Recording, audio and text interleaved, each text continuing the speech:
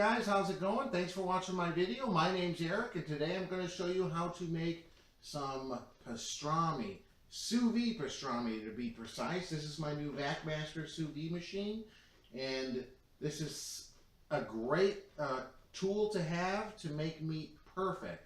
This is my first attempt, and I'm not going to take credit for this. This was a recipe by Smo'King from a Smo'King website I check out and frequent often, which is smokingmeatforms.com. I'll leave a link below so you guys can check it out if you're into smoking meats. But I'm going to take this 5.5 pound flat cut corned beef brisket and I'm going to turn it into some delicious pastrami. Now most of you might not know the only difference between corned beef and pastrami, because they're both cured beef brisket, is that the pastrami typically has some kind of coating or spices on it, usually consisting of black pepper, garlic, and some other things, and that it's smoked.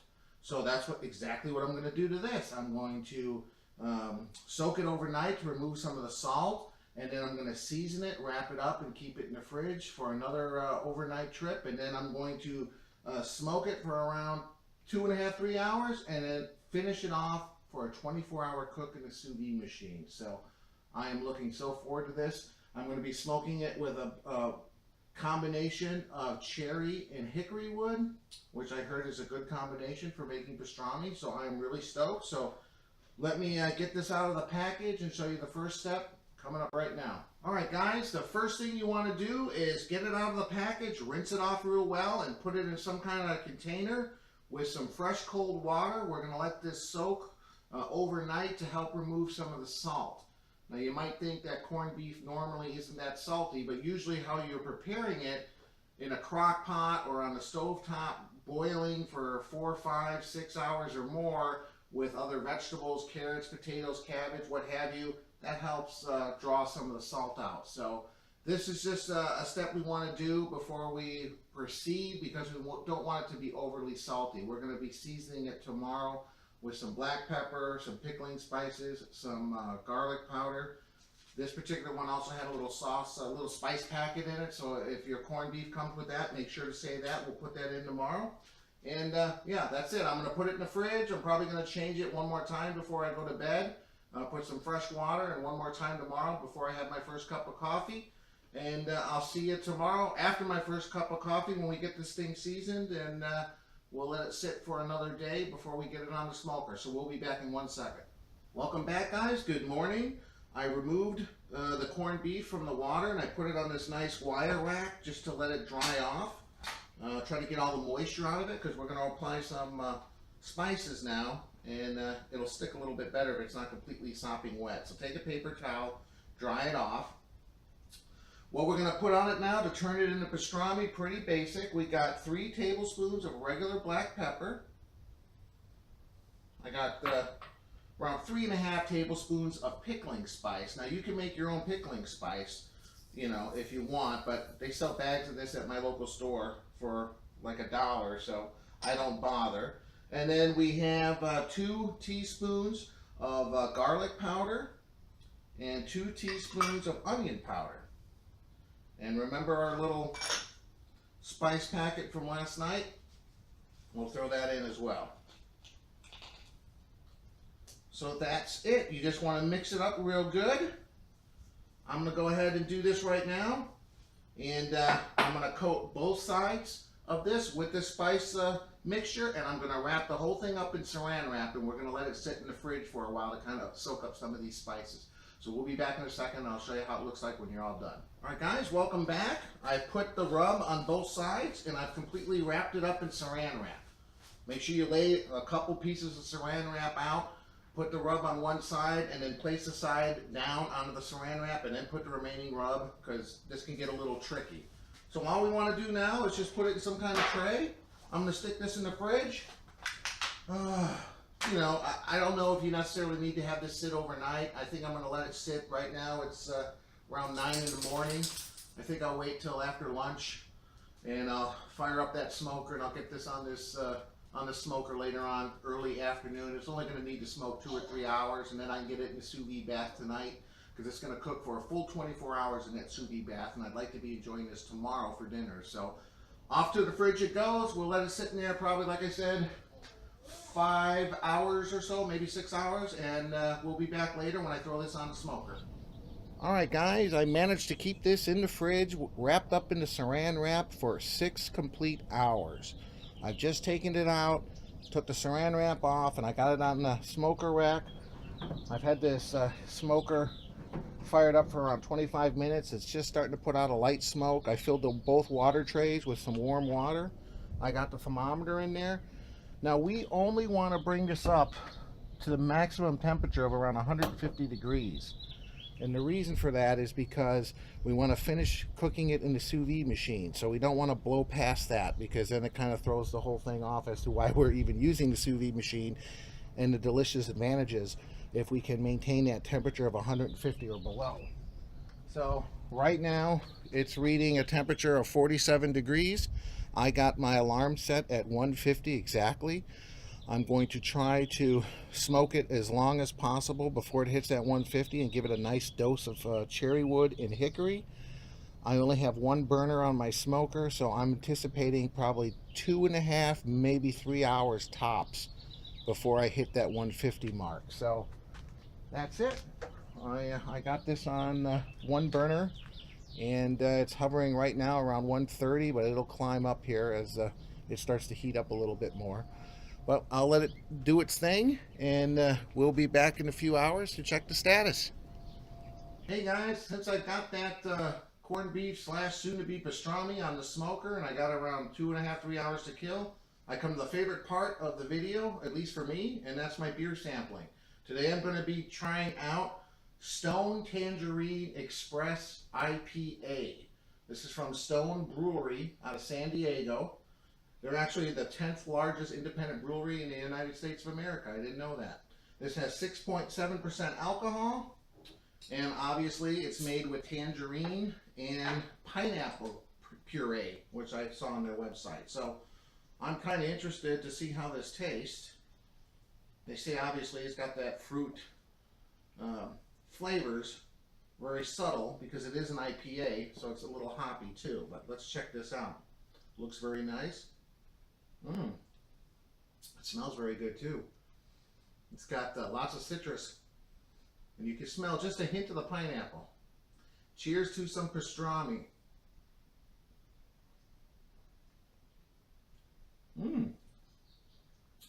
It's not as sweet as I initially thought it might be, which is good. But you can tell once you swallow it, the aftertaste, you can taste that tangerine and pineapple. It's very tasty. Yeah, I like it. Very good. So again, guys, Stone Tangerine Express IPA, Indian Pale Ale, out of Stone Brewery in San Diego. 6.7% alcohol. I'm going to enjoy this. It looks like we got it's up to 53 degrees. We're shooting for that 150, and we'll be back in a little bit. Hey guys, it's been around an hour and 10 minutes. It's at 87 degrees. This thing was hovering right at around 200. That was good. I got a lot of smoke, good smoke on that first hour. But now I turned on the other burner on low. I'm cranking it up to around 225 now for the rest of this. I want to try to get a little bit of a bark on that corned beef, get a nice smoke on it. So going to turn it up a little bit, put some new wood chips in there. So we're going to let it go. Hopefully it can make it another 2 hours, if not hour and a half, whenever. We'll be back in a little bit once this thing hits 150. Hey guys, welcome back. I pulled this off the smoker. It's been on there around 3 hours and 45 minutes. It didn't quite hit 150. I got it up to around 146. But I decided to take it off, let it rest for a little bit, cool down. I'm going to put it in a food saver bag and vacuum seal it. If you don't have a vacuum sealing system, that's okay. Just try to use a high quality freezer bag like a Ziploc. Probably for this size of meat, a 5.5 pound corned beef, probably a 2-gallon bag would be good. You might even consider double bagging it. You just don't want to make sure one of the seams breaks and, you know, waste all the time and effort by having it ruined by getting some water to leak in there. So I'm going to seal this up. This is almost coming up to temperature. We want to set it for 158 degrees, and we want to set it for exactly 24 hours. It'll make it super delicious. So it's almost up to temperature. I'm going to get this sealed up. We'll be back in 1 second, and I'll show you how it should look like. All right, guys, I double sealed it in food saver bags. So it's here. It's vacuum packed. This is set at 158 degrees for 24 hours. So I'm just going to set this in there, and we're going to be set. Just drop this bad boy in here.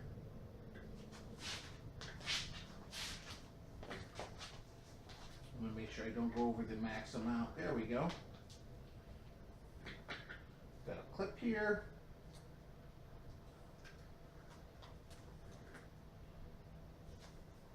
Perfect. So we got this sitting in there. This is the best part about cooking sous vide style, is it's inside. It's in the water. Now we can just go about our business. I'll come back in 24 hours. The only thing I have to be concerned about is this low-high mark on the sous vide machine as far as water level. So I'm going to be up for a few more hours before I go to bed. I'll make sure the water level's up. I think I'll put some foil over the top just to prevent the water from evaporating. You can also get ping pong balls. They sell for people that do this to kind of help the water and the steam to evaporate. So, but in either case, I'll just keep an eye on it. We got it set at 158 degrees, and we got it set for just around 24 and a half hours. We'll be back tomorrow. Have some delicious pastrami. See you then. Hey guys, here we are the next day. 3 minutes left on the timer. It's been cooking here in this 158 degree water bath for around 24 hours and 23 minutes? 26 minutes. I set it for 24 and a half hours. So I'm going to pull this out. It's late. We've already had dinner, and I really intend to make this specifically for some pastrami sandwiches. So I'm going to deal with this tomorrow. I just wanted to show you guys. I'm going to remove it here. And I'm just going to put it in a container of water with some ice. And just kind of shock it down to temperature and get it cooled down.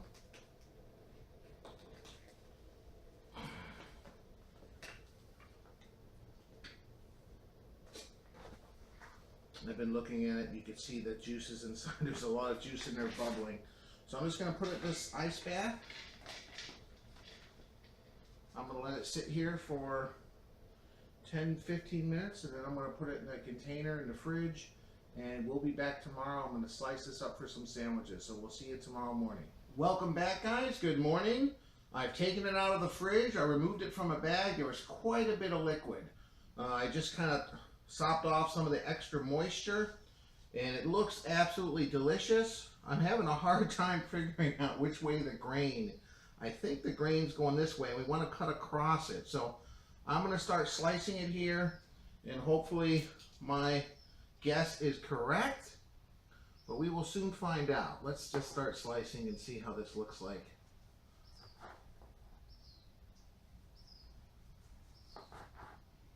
Oh, it's looking good. Man, oh man. I could definitely smell the pepper.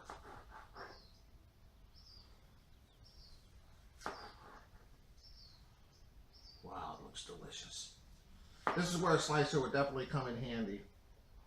But I'm going to go ahead and slice a little bit more of this. I'm going to get my wife in here to try some pieces. We'll be right back in a second. Alright guys, welcome back. I sliced some slices here, and me and my wife are going to try it for the first time here.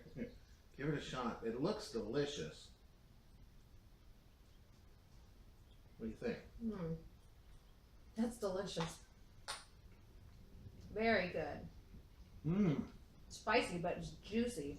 Definitely got a kick on that outer shell. I can taste the pepper. Ooh, gives it a little bit of a kick. Wow, is that good? It's very good. Very juicy though, very tender. The only thing I would change, well, One thing I will try eventually, I kind of cheated because I used a store-bought corned beef to turn it into pastrami. One of these days I'm going to do it, you know, all the way from scratch. I'm going to buy myself a beef brisket. I'm going to cure it myself. So that'll come down hopefully in the next year or two when I got the motivation, because it's a much longer process. But if you want to make pastrami quick and easy, this is a good way to go. So thanks for watching my video, guys. Please subscribe. I'll be doing a lot more smoking and sous vide videos over the next several months as we come into summer. And, you know, please feel free to leave some comments below, and we'll be seeing you next time. Thanks again for watching. Bye.